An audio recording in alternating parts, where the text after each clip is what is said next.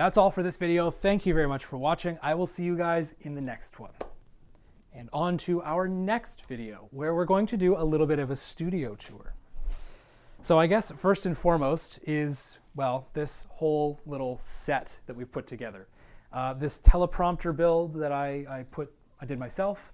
If you want a link for that, down in the description below.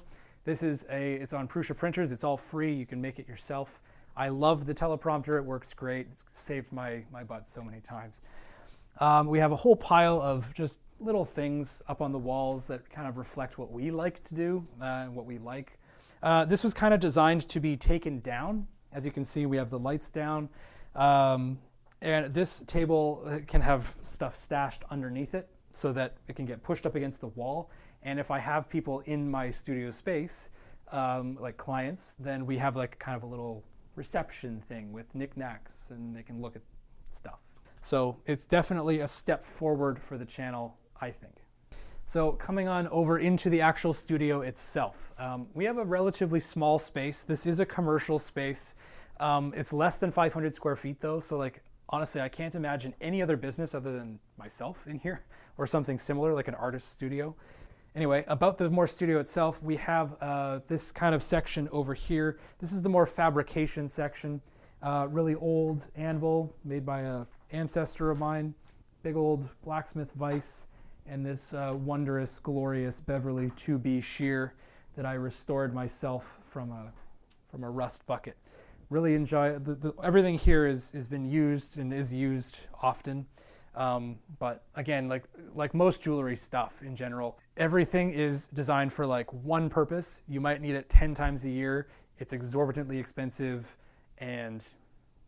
but there's no substitute. You have to have it. So unfortunately, it's just a thing with jewelry studios, I find, is everyone has a whole pile of tools that just kind of sit around.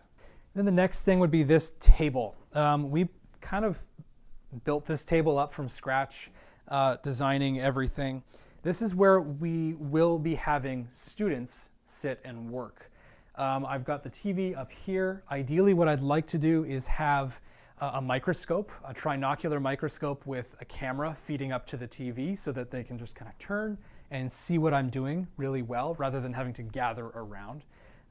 That's been a big issue with teaching for me, is showing people properly what they need to see well. And that's my solution, especially during COVID, because can't have people right up close to each other all the time.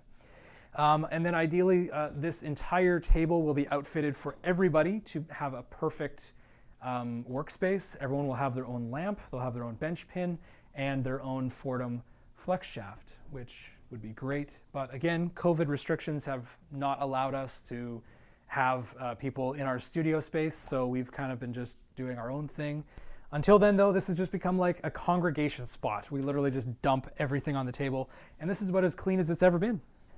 And then we have the dump table number 2, I guess. This is where I just like to just throw everything, honestly. I do a lot of my wax building here, like the spruing and everything. We've got sprue waxes in all these little bins and shelves and stuff. Got a cheap drill press here, good to have.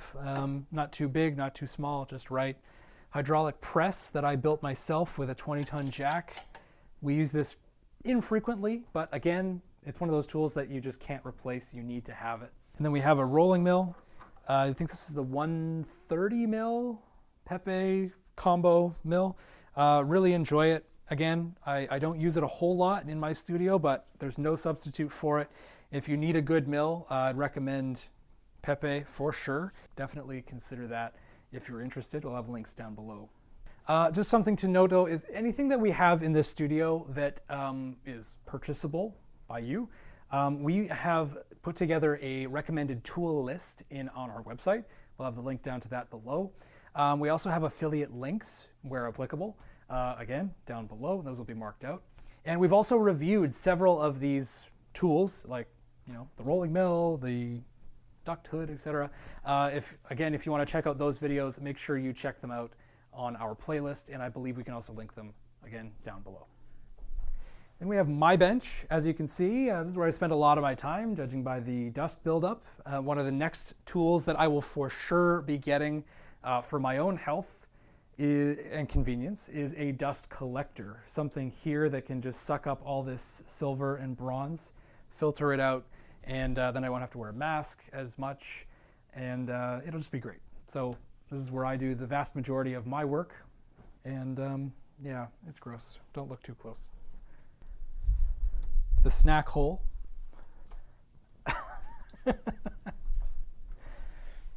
And this is what I would describe as the dirty room. This is where we do, as I say, almost all the dirty stuff. We've got a grinder over here. This is a 2x72 grinder with all the accompanying belts. And this is used often just for like fixing up tools, you know, like the top of punches that are starting to mushroom. I use it a lot for when I'm doing bronze work with larger things that I just want to like hog that sprue off. This is awesome. Bronze is so cheap. It doesn't really matter too much. Then back here we have the polishing machine. This is the biggest, baddest tabletop RB polishing machine. It's not HEPA rated, but it's pretty close, and it's fully enclosed. Since getting this, I've noticed a marked decrease in just dust in this room, and it's just really, really good to have. So definitely get yourself a good polishing machine if you're building up your own studio. Then we have a messy but functional soldering station.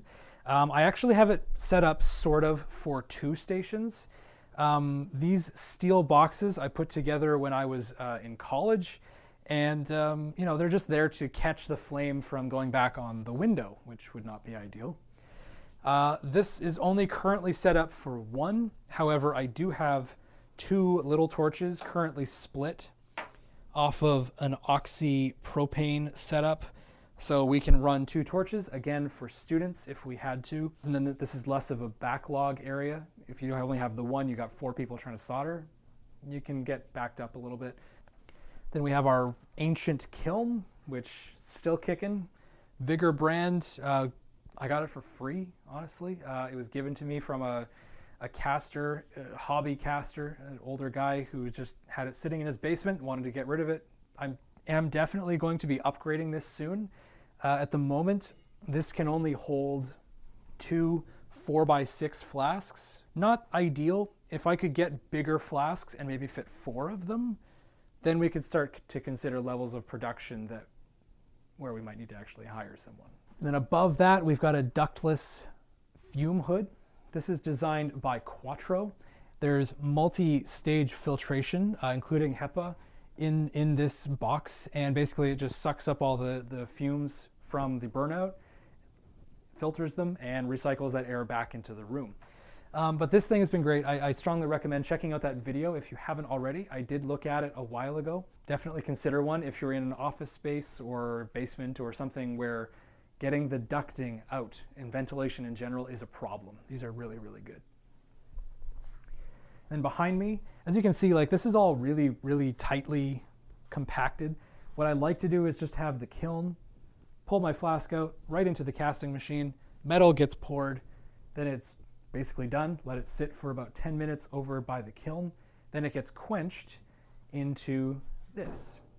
This is, as you might see, is basically just a Sandblaster from Harbor Freight if you're in the US. Here in Canada we have Princess Auto, basically the same thing though. And when we put it all together, we glued every single seam with, it's called no nails. It's like a waterproof glue and silicone so that it's watertight. We fill the basin up with water and we quench into it. We also mix our investment in the Sandblaster, and we have a pressure washer, an electric pressure washer down there, which we have more than paid off just by having it. You know, it saves so much time with cleaning our castings that it is, yeah, definitely recommend something like this if you're starting to do production levels of casting. Scrubbing for 45 minutes, all the investment off, is such a waste of time when this can do it in like 30 seconds. And I guess the last thing is another table full of junk with a sink in the corner, just so we have water But yeah, so that is basically our studio. It's very, very small. We do have more at home though. This is just our external studio space. A lot of our 3D printing and stuff is done at home, where we have the Asiga Max X35, the Prusa SL1S, and a Mars 3. And we also have an Elegoo Jupiter on the way as well. So again, make sure you're subscribed so you don't miss that review. We've also reached out to several other printing companies about their printers. Yeah, so that is our space. If you're interested in having a discussion about building your own studio, don't hesitate to reach out to us on socials. More than happy to chat about options and maybe elaborate on some of the things that we've done. So hit us up on socials if you want to hear about that. That's all for this video, I guess. I will see you guys in the next one.